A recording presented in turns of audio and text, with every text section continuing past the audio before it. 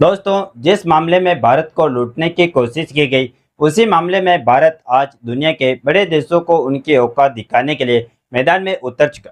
दरअसल भारत ने एक ऐसी टेक्नोलॉजी में कदम रखा है जहां पहले तक हमारे हालात पूरी तरह दूसरे देशों पर निर्भर रहने वाले, लेकिन आज तस्वीर बदली हुई दिखाई दे।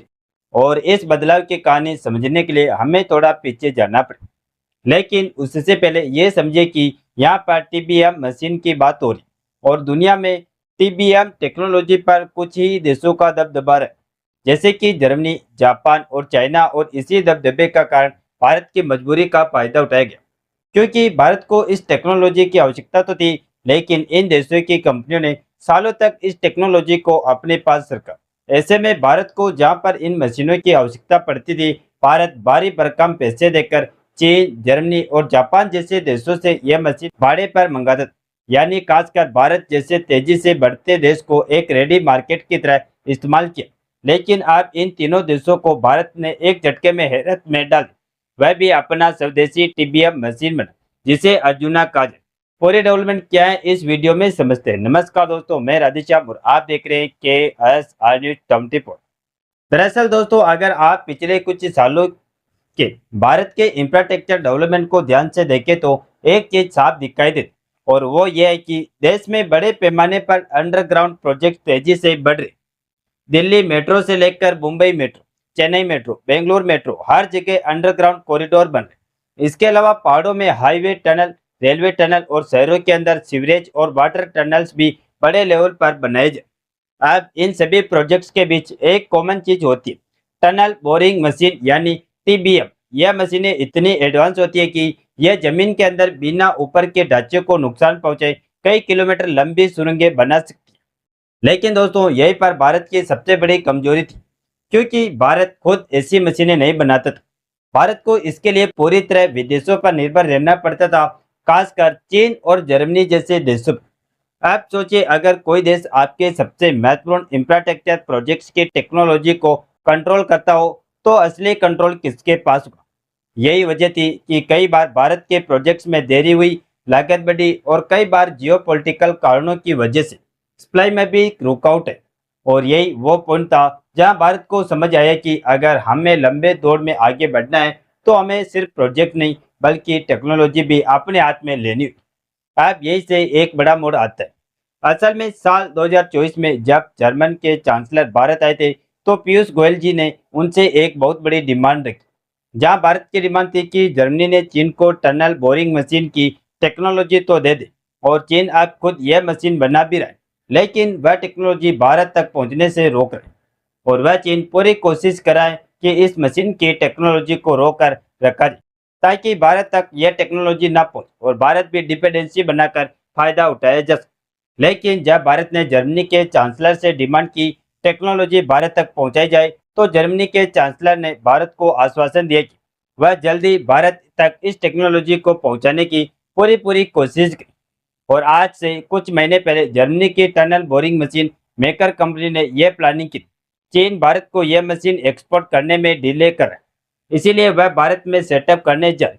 हालांकि जर्मनी की कंपनी ने थोड़ा बहुत सेटअप करके भारत की टेक्निकल हेल्प की, लेकिन भारत के वैज्ञानिकों ने उसमें विशेष भूमिका निभाई और भारत ने अपनी पहली made in India tunnel boring machine को तैयार कर, जिसका नाम रखा गया है अर्जुन।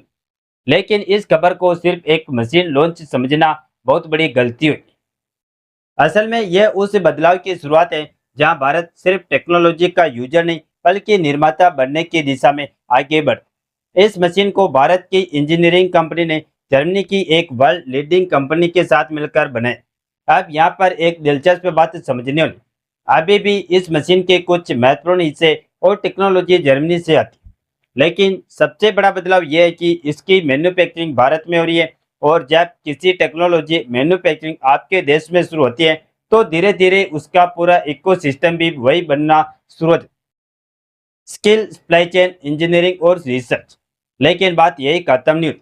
इसके साथ ही एक और बड़ा ऐलान हुआ कि जर्मनी की वह कंपनी अब भारत के चेन्नई शहर में एक बड़ी tunnel boring machine manufacturing facility बनाने जा।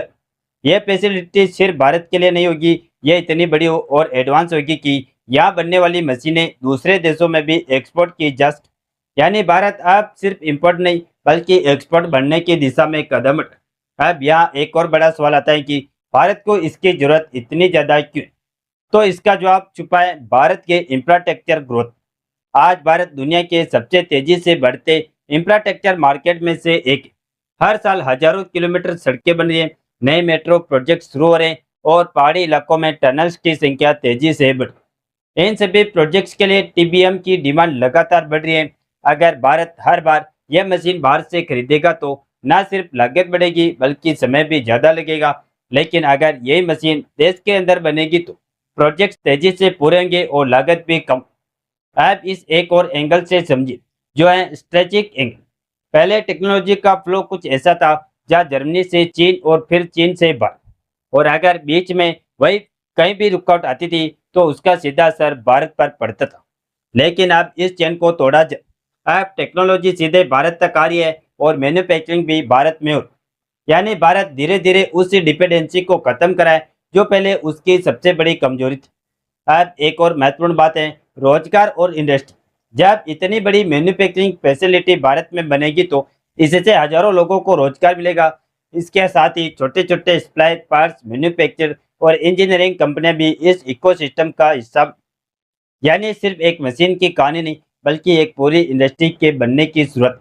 और यही वजह है कि यह डेवलपमेंट इतना बड़ा बनता जा। अब आखिर में एक बड़ा सवाल यह है कि क्या भारत पूरी तरह आत्मनिर्भर बन पाएगा? जवाब है अभी नहीं। लेकिन यह एक शुरुआत है और अगर यह रफ्तार बनी रही तो आने वाले समय में भारत इस सेक्टर में दुनिया के बड़े देशों को टक्कर दे सकता है। यही वह पल है जहाँ भारत ने दुनिया को साफ संदेश दिया कि आज खेल बराबरी का नहीं बल्कि लीड लेने का शुरू हो चुका है। जिस टेक्नोलॉजी को कभी रोक कर रखा गया आज वही भारत के अंदर बननी शुरू। और आने वाले समय में यही कदम भारत को टेक्नोलॉजी के मैदान में एक सुपर पावर बना सकता है। यानी कुल मिलाकर अर्जुन सिर्फ एक मशीन नहीं है, यह उस बदलाव का प्रतीक है जहां भारत धीरे धीरे टेक्नोलॉजी के मामले अपनी पकड़ मजबूत कर, अपनी कमजोरियों को खत्म कर और दुनिया में एक नई पहचान बनाने की दिशा में आगे बढ़े। आप देखना यह होगा कि आने वाले सालों में भारत इस मौके को कितना बड़ा बना पाता।